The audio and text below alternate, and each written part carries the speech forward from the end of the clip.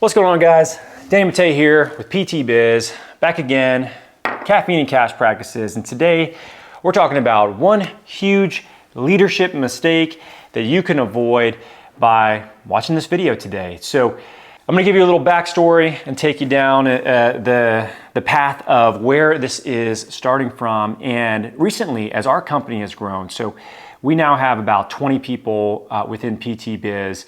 And previously with Athletes Potential, we've had probably about half that many within our cash practice that we've been working with and mentoring as the leaders of those companies. And what I've found over the years of myself as a leader, but also the people that we work with, is there's one huge mistake that people make unknowingly, not necessarily that they are doing this on purpose, that will absolutely tank your leadership and not make people want to really try for you and work with you on what you're trying to get them to do. And ultimately, leadership comes down to this.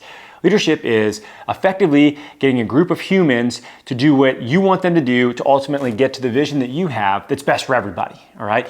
But they have to buy in on your vision and they have to trust you and realize that you care for them, and you can't fake that. But the way in which you communicate with people is the biggest way in which you're going to be able to either positively influence them, or they're going to sort of shut down and they're going to start to basically back off and not want to be a part of your vision and ultimately probably go somewhere else. So I learned these lessons the hard way, both with my time in the clinic, both my own businesses, but also in the Army. And with my time in the Army, one of the first things that happened to me was that I got dropped into my first assignment, and my boss was pregnant at the time.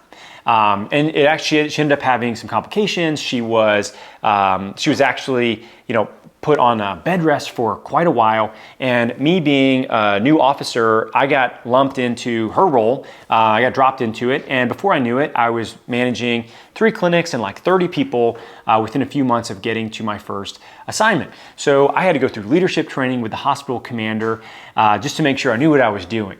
And he was great. His name was Colonel Bird, one of my favorite people that I've actually had a chance to work with. And Colonel Bird was he was a social worker. He was by training, right? But in the Army, you just kind of like take different jobs as you gain rank. And he was actually in charge of the entire hospital. I remember sitting down with him one day and him talking to me about leadership style, because I was having some challenges with one of our employees who was our front desk person, and she just was like constantly. She would always call in sick on like Fridays, or maybe if say we had like a Monday holiday, she'd be sick on that Tuesday. She would show up late all the time.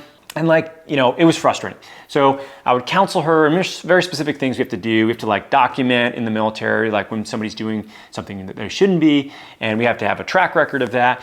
But more than anything, I was just getting frustrated because it was causing a burden on everybody else. So I started to give her a lot of negative feedback. And what happened with that was it got worse. She didn't change anything. She was actually very difficult to communicate with and talk to.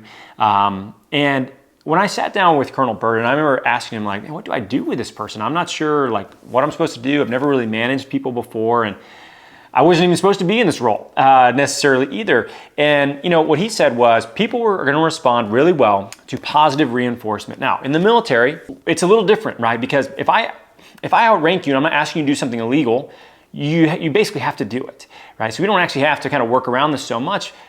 But you can't rely on that either, because if you can get people to really trust you and they want to be a part of what you're working on, and do that in their own way, they're going to be such a better fit, such a better cultural fit, such a better person to work with, and everybody else around them is going to be even better. So the number one thing he said is something that actually years later I would read a book called How to Win Friends and Influence People, and it's literally rule number 1, and is do not criticize and do not condemn people. Do not complain. You do not criticize, complain, and condemn. And the more that you criticize people, the more they shut down. The more that they don't want to actually make a change. The more they dig their heels in. The more they get frustrated.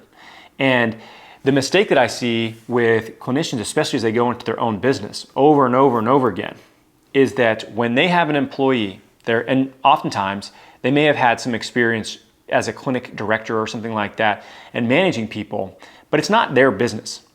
They don't have any skin in the game typically. They're managing somebody else's business. It's not the same thing, because your money, your business, your risk you're taking. It's a very different thing.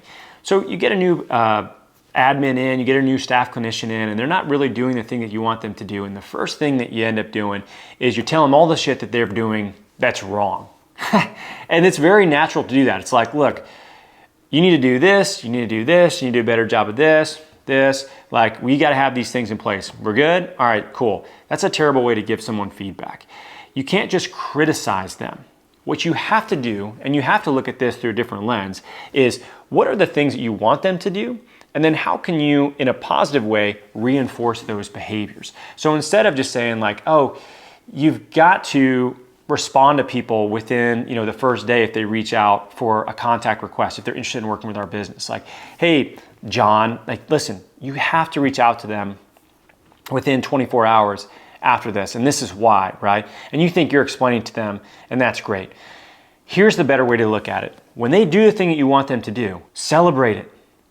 Be optimistic, give them praise and say like, oh my gosh, great job reaching out to those people within the first day. That's so important to our business because that is the lifeblood of our business, these people coming in, and you are in such a pivotal role to make sure that our providers can help these people, and you're doing an awesome job, and I really appreciate that. And if you can do that in a more of a positive way and reinforce and let some of those things go that maybe they're not doing as well, that you can then bring up after you've gained some of their trust and they want to make those changes that you want to make, then you can start bringing up some of the things that they need to adjust. But before that, you have to be super positive.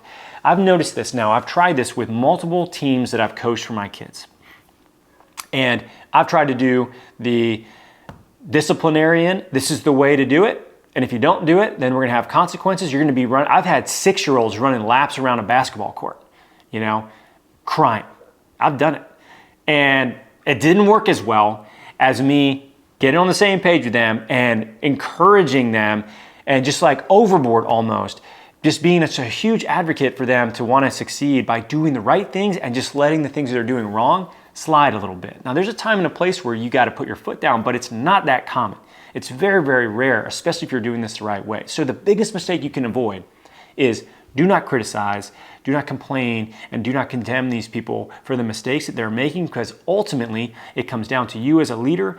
You have not trained them well enough. They do not know what they're doing. And if they do know what they're doing well enough, they don't know why it's important and as important as you think it is for these things to get done, because human beings are multifactorial, they're messy, they bring things that are happening in their life into the work environment, they get distracted, like this is just who we're dealing with. They're not robots, you can't treat them that way, and they're going to respond far better to positive reinforcement than negative reinforcement. In almost any setting in my life, I've found this to be the case, whether it be my own kids, coaching, my business, people that I'm trying to work together on projects and things like that. It's such a better place to be. So be positive, be optimistic, be an advocate for them, celebrate them in the things you want them to do more of, and they will do more of it, much more so than you criticizing and condemning them for the things that they're doing wrong. So there it is, your number one leadership mistake that you can avoid, especially as you bring your own people into your organization. Be optimistic, help them become better employees, better people, and show that you really care about them, and they will work a lot harder for you. So guys, if you're struggling with this stuff and you want to grow, scale your cash or hybrid practice, and you're looking for what are the answers, what should I be doing, head to physicaltherapybiz.com, check out what we got going on. We have a ton of free resources that you can check out there, case studies of people that are making this stuff work all over the country. And if you're interested, you can learn more about how we can potentially help you get where you're trying to go faster with less mistakes and to do it in a more streamlined way. So guys, as always, thank you so much for listening and watching Caffeine and Cash Practices, and I'll see you next week.